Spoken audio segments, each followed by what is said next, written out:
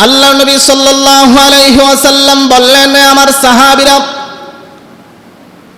কারা হযরতে বেলালের আযানকে ব্যঙ্গাচ্ছে?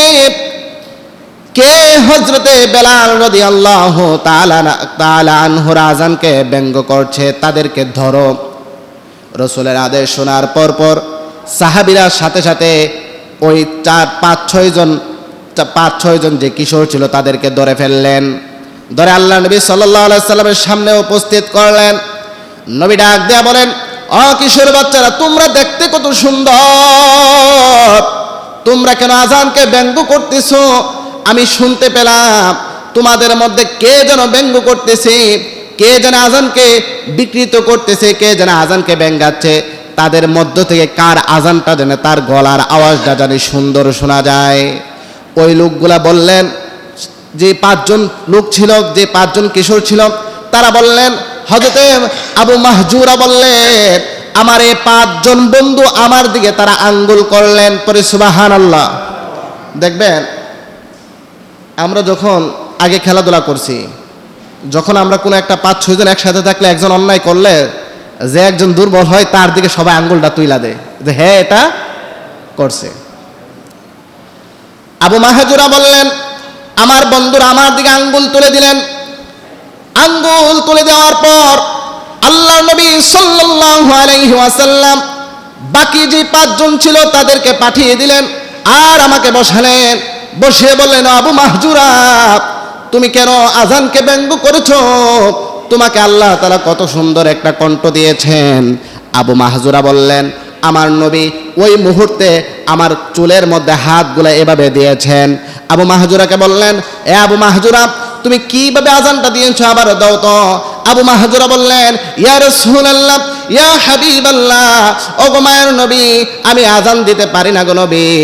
আমি তো এই প্রথম আযান শুনেছি, বেলাল থেকে শুনে আমি আযানটা ব্যঙ্গ করেছি। নবী গো, আমি তো আযান দিতে পারি না। রাসূল বললেন, তুমি বসো। আল্লাহ নবী সাল্লাল্লাহু আলাইহি ওয়াসাল্লাম বললেন, আমি তোমাকে আযান শেখাচ্ছি, আমি যে বাক্যগুলো বলবো তুমি আমার সাথে সাথে তা বলবে। আবু মাহজুরা বললেন, ইয়া রাসূলুল্লাহ, ইয়া হাবিবাল্লাহ, ও গো মায়ের নবী, আমি বলে দিলাম, আপনি যে বাক্যগুলো বলবেন আপনার সাথে সাথে আমি ওই বাক্যগুলো বলবো।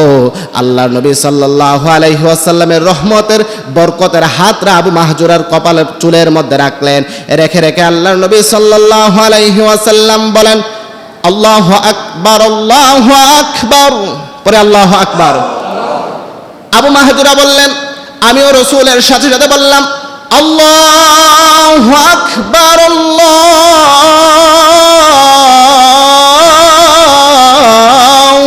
আকবার। আবু মাহজুরা বললেন, আল্লাহ নবী সাল্লাল্লাহু আলাইহি ওয়াসাল্লাম যখন আল্লাহু আকবার বললেন, আমিও আল্লাহু আকবার বললাম।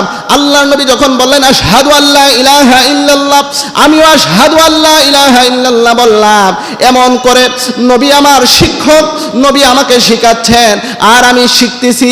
নবী এক একটা বাক্য বলতেছেন আর আমি এক একটা বাক্য যখন পড়তেছি, আমার কলিজা কেন যেন আস্তে আস্তে শীতল হয়ে যাচ্ছে। আল্লাহর নবী সাল্লাল্লাহু আলাইহি ওয়াসাল্লাম যখন আযানের বাক্যগুলা শেষ করলেন, বাক্যগুলা শেষ করার পর বললেন, আবু মাহজুরা ডাক দিয়া বলেন, ইয়া রাসূলুল্লাহ, ইয়া হাবিবাল্লাহ, ইয়া নবী, আপনি আযানের বাক্য শেষ করেই থেমে যায়েন না, আপনি আমাকে এই মুহূর্তে কালিমা পড়ায়া ইসলামে গ্রহণ করায়া দেন। পরে সুবহানাল্লাহ। রাসূল বললেন, আবু মাহজুরা, তুমি পড়ো কালিমা লা ইলাহা ইল্লাল্লাহ মুহাম্মাদুর রাসূলুল্লাহ। সকলে জবান খুলে পড়ে আল্লাহু আকবার। আবু মাহজুরাকে কি রাসূল সাল্লাল্লাহু আলাইহি ওয়াসাল্লাম আঘাত করছে? হ্যাঁ, আমরা হলে কি করতাম? আমার বাপেরে গালি দিছে, এ ধর তারে, ওদের পিটা লাগা। কথা বলেন ঠিক কিনা? কিন্তু আল্লাহ নবী সাল্লাল্লাহু আলাইহি ওয়াসাল্লাম তা করেন নাই। সুন্দর ব্যবহারের মাধ্যমে একজন মুশরিক কিশোরকে তাকে মসজিদুল হারাম আইনের মুয়াজ্জিন বানিয়ে দিয়েছে। পরে সুবহানাল্লাহ। আসছিল আযানকে ব্যঙ্গ করার জন্য। রাসূলের সৎ ব্যবহার, সৎ আচরণ, সুন্দর কথার মাধ্যমে ওই ব্যক্তি ইসলাম গ্রহণ করে বেলালের পর সব থেকে সুমধুর কণ্ঠের অধিকারী মুয়াজ্জিন ছিলেন আবু মাহজুরা। পরে সুবহানাল্লাহ।